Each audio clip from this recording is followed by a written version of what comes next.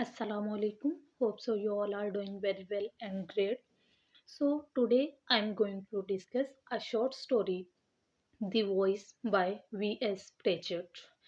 This story was published in 1945 as part of Pritchett's collection of stories entitled It May Never Happen. So, firstly, let's see the contents of this lecture. Writer's introduction, characters. The third one is summary of the short story, themes, literary analysis, and the last one is the conclusion of the whole story. So let's move on to the writer's introduction. Sir Victor Sordon Pritchett was a British writer and critic. He was born in Ipswich, Suffolk on 16 December 1900 and died on 20th March 1997 at the age of 96. He was most well known for his writing short stories and for large number of essays on literary biography and criticism. He also wrote the famous non-fiction work. The first famous non-fiction work is A Cab at the Door in 1968 and the second one is Midnight Oil in the 1971. Pritchett was knighted in 1975 for his services to literature. The Voice is the most important short story which rests more on psychological tension than external events at the time of World War II.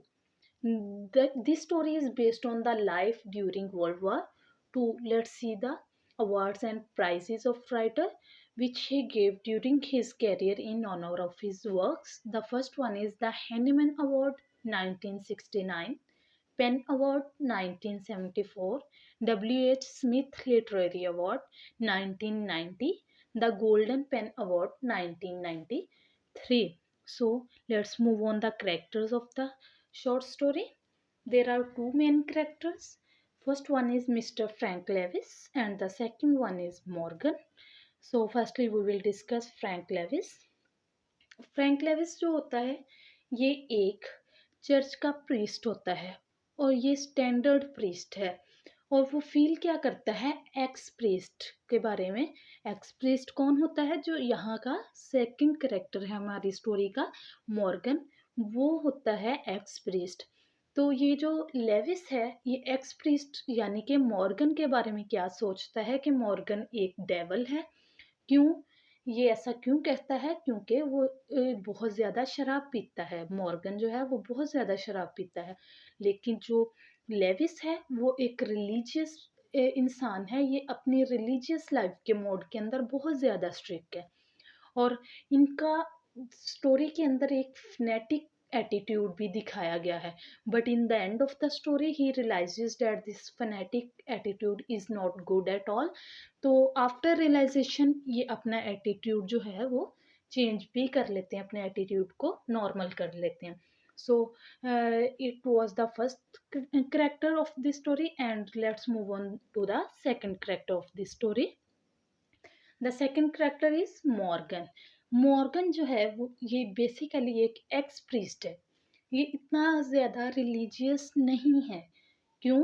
क्योंकि ये फिर ये church में आके शराब भी पीता है और इसी शराब पीने की वजह से इसकी इवल प्रैक्टिसेस की बेस पे इसको चर्च से डिसमिस भी कर दिया गया था। और जो लेविस है, मैं आपको पहले बता चुकी हूँ, जो लेविस है ये इसको बिल्कुल पसंद नहीं करता। वो कहता है कि ये एक शैतान है because he has not a good moral character.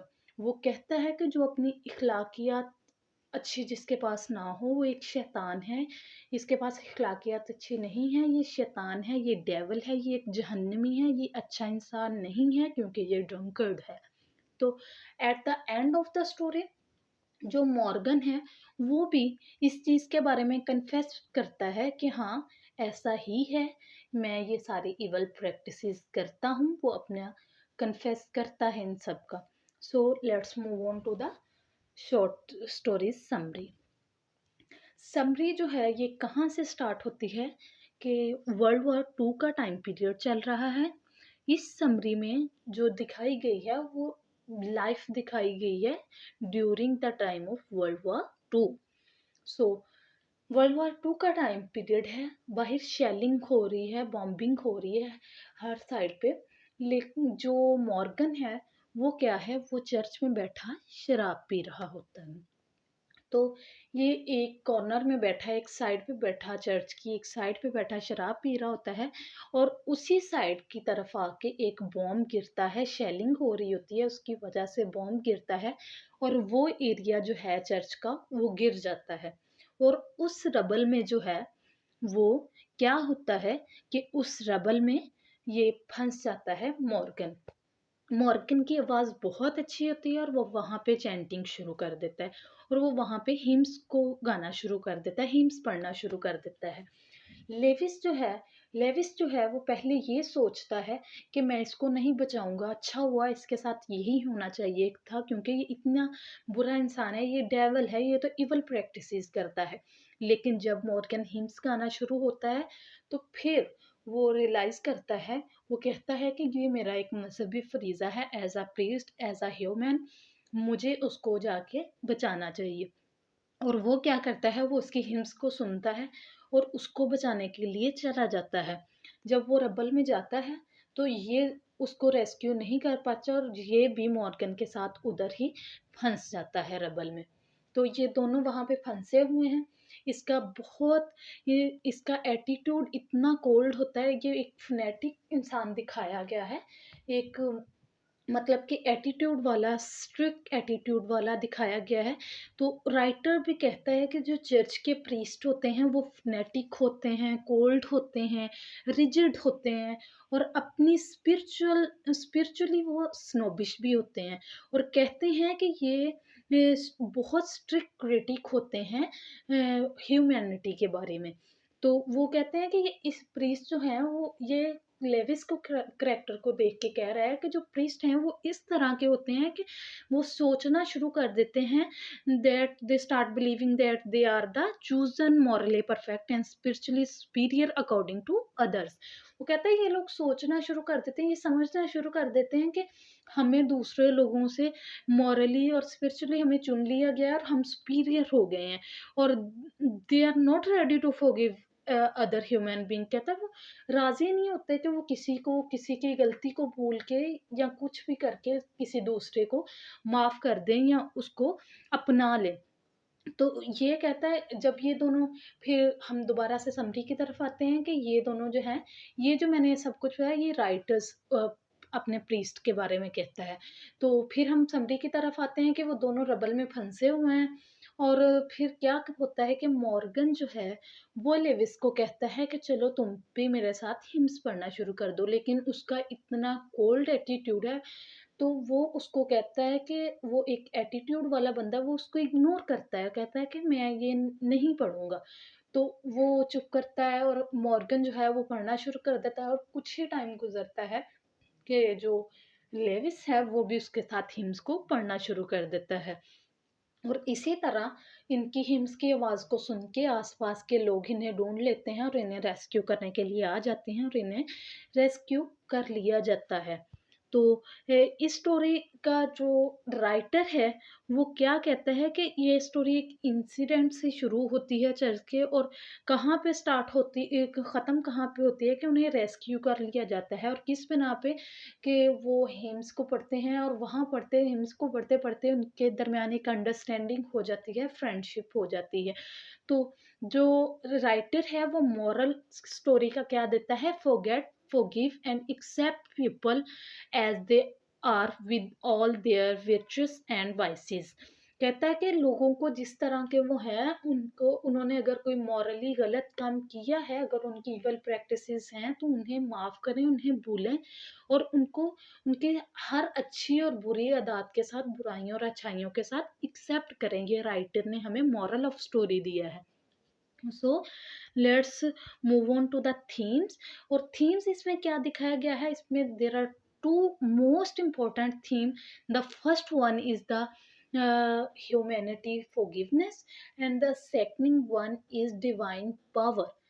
ये बहुत इम्पोर्टेंट थीम्स हैं इस स्टोरी के। ह्यूमैनिटी किस तरह दिखाई गई है कि वो एज़ ए ह्यूमन बीइंग उनका इतना कोल्ड एटीट्यूड, इतने रिजिड, स्पिरिचुअली इतने स्नोबिश हैं, लेकिन वो फिर भी एक दूसरे को, जब ह्यूमन बीइंग जो होते हैं, जब वो एक सेम डेंजर को इससे देखते हैं, यहाँ पे राइटर बताता है, this is the story which shows how the differences between man are superficial in their essence, and that men come together when they are facing a common danger or when they feel the need for each other।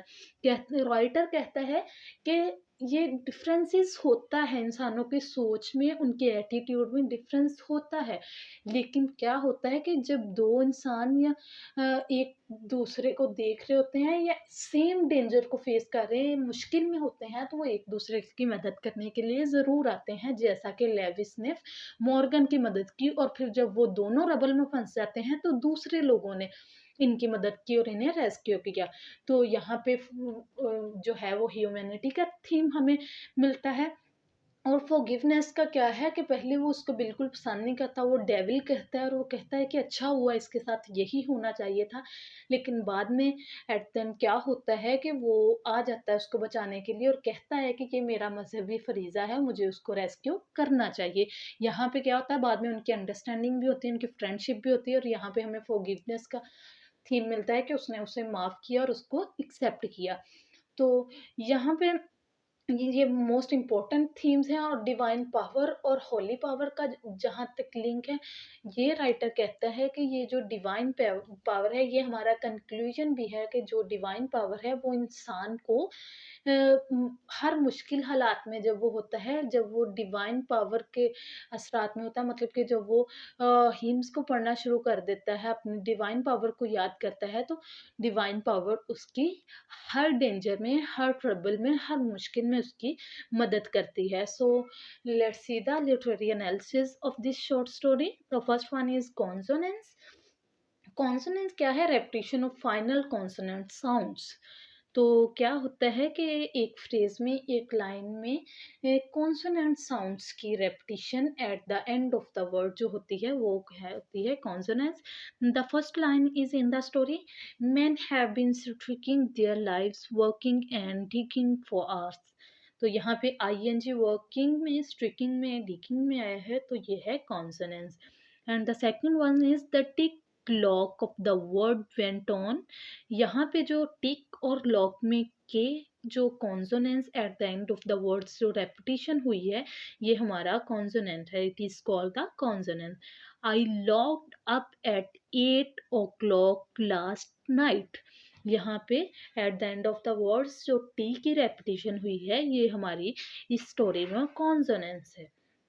So the next one is alliteration. Alliteration is a repetition of initial consonant sounds in two or more words in a sentence.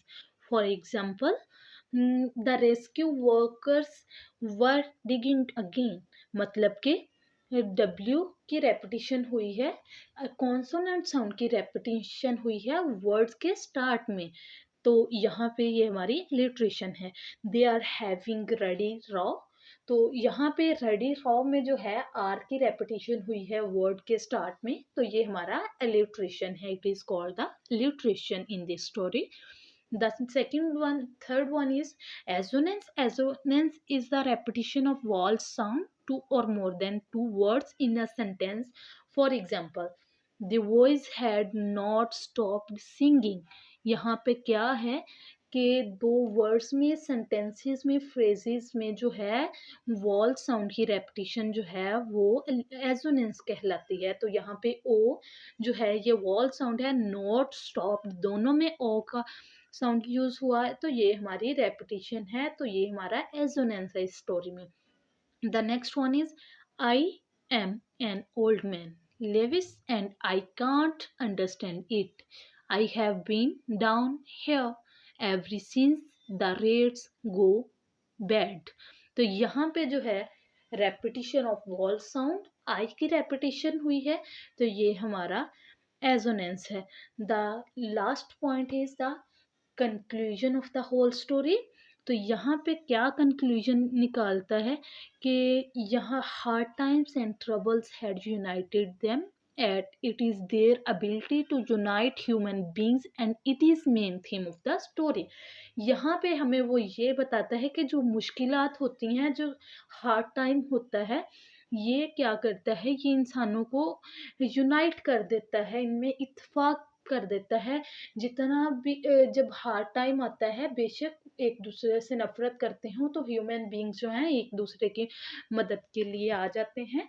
So it is the conclusion of the whole story and the next one is कि जब हम कोई divine power को लेते हैं, Holi power हमारे साथ होती है, हम उसकी हिम्स पढ़ना शुरू करते हैं, उसको प्रेज करना शुरू करते हैं, तो ये क्या होता है, हमारा कैथारसिस करती है। किस लिए? हम ट्रबल में होते हैं, हम हार्ड टाइम में होते हैं, हम मुश्किल में होते हैं, हम परेशान होते हैं, इतनी ड्रेडफुल सिचुएशन होती है। तो इस सिचुएशन में जो होली पावर है, होली डिवाइन पावर जो हमारी होती है, ये हमारा क्या करती है, हमारा कैथारसिस करती है और फिर एट द एंड ये हमें जो है इन ट्रबल से रेस्क्यू भी करती है। So this is the conclusion of the whole story and this is all about a short story the voice which is written by V.S. Pritchett and thank you so much।